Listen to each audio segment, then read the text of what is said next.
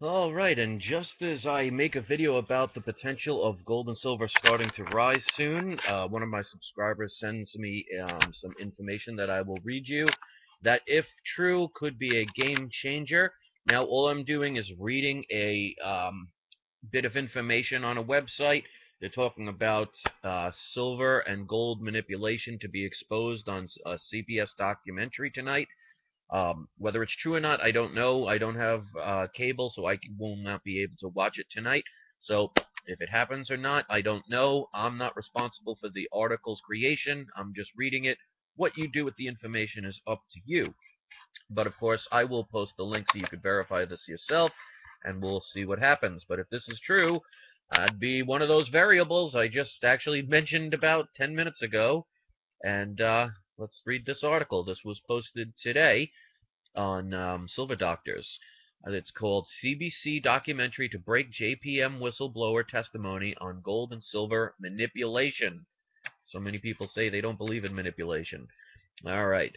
The CFTC is sitting on information that implicates JP Morgan as manipulating the futures market in silver and gold.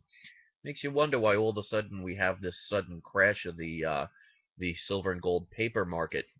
Maybe they're trying to dump as much as they can to cover their tracks. All right. The reason this is so damning is that the CFTC has evidence that incriminates JPM as having malicious short positions designed to influence the price action of silver and gold towards JPM's favor. Akin to the LIBOR scandal, in which rates uh, were manipulated down towards the bank's favor. The PM community, obviously PM stands for precious metals, has been waiting for over a decade to see the gold and silver manipulation story go mainstream, as the LIBOR scandal did last summer. At 9 p.m. Eastern Standard tonight, Thursday, April 18th, the CBC is set to broadcast The Secret World of Gold, a detailed documentary exploring the co-coordinated manipulation of precious metals. The Secret World of Gold is a documentary exploring the power and politics of gold, a precious metal with more allure and fascination than any other. Valued for its performance, beauty, and scarcity, people will lie, cheat, steal, and kill in the name of gold. Unfortunately, that's true. To finance the Third Reich, the Nazis went after the gold in Europe. Allied countries stored their gold offshore to keep it safe. In the first months of the Second World War, the gold of England and France was secretly shipped to vaults in Montreal, Ottawa, and New York. Those ships made it safely to port, but throughout history, many were not so lucky. It is estimated that worldwide, 3 million shipwrecks loaded with treasure lie at the bottom of the ocean. Odyssey, Maine, an American company listed in the NASDAQ stock exchange, sends huge amounts of money to search for that gold, but there's always risk they will have to hand it over to countries claiming ownership. All right, I'll skip that part. Let's see if there's anything more important. All right, let's continue down a little. All right. The explosive CBC documentary has been in the works for over a year, since a JP Morgan whistleblower on March 15, 2012, alleged that JP Morgan was manipulating the price of gold and silver in a note posted on the CFTC's website and taken viral after it posted by SD.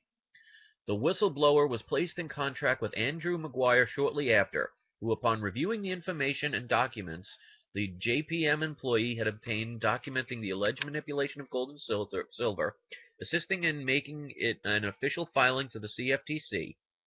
At the time, Maguire believed the evidence of malicious price manipulation in the gold and silver market was so compelling that the CFTC would be forced to act on the information. To no surprise, however, the CFTC reportedly sat on the information, making no public announcements or actions for over the past 9 months, while the whistleblower left JPM and fled to China for safety.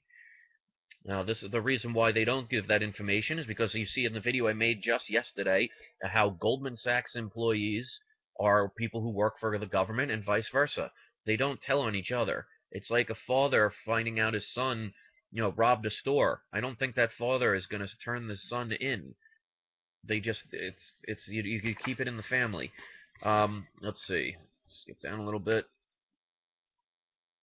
The story was partially leaked through the PM blogosphere last August, with both GATA's Bill Murphy and TF Metal Reports' Turd Ferguson predicting an explosive and historic move in silver last August out of expectations that the information would be released and acted upon by the CFTC. All right, I'm going to leave it from there. Well, basically, they say that this documentary is scheduled to air tonight, and GATA has publicized it. Whether it happens or not, I don't know. Whether there'll be some kind of distraction tonight to stop that from happening. So if you see some kind of tragedy or accident all of a sudden tonight, I would question the integrity of that situation, especially when you notice that the feds seem to be at the exact place right before an incident. Funny part is they're never there to stop it, but they're there to make sure they clean up the mess that's caused, because that's our security. Millions of dollars that we pay for the security that does nothing but mop up the mess afterwards. Good stuff. All right, guys. So like I said, I was expecting to see gold and silver start rising because of the mine situation, but now when you add this into the whole thing, expect to see gold and silver start really hitting the highs in the months to come. Now, that is provided this information gets out. We do know that the government and the bankers love to try and create situations to distract people. So if this was set to come out tonight, and all of a sudden, an hour or so before it airs, there's some kind of explosion or some kind of bomb or some kind of attack or some kind of terroristic activity, that pretty much can say a lot about how these coincidences just are not coincidences. So we'll see what happens. So thanks for watching, guys. And as usual, I appreciate the thumbs up, the thumbs down, because even if you're hating it, you're still paying attention to it. Because those who send all those messages to me, the funny part is, half of them don't even know they exist. Sucks for them. Thanks for watching, and this one goes out to all the lovers, the haters, the indifferents, everybody out there. Double peace, front and back.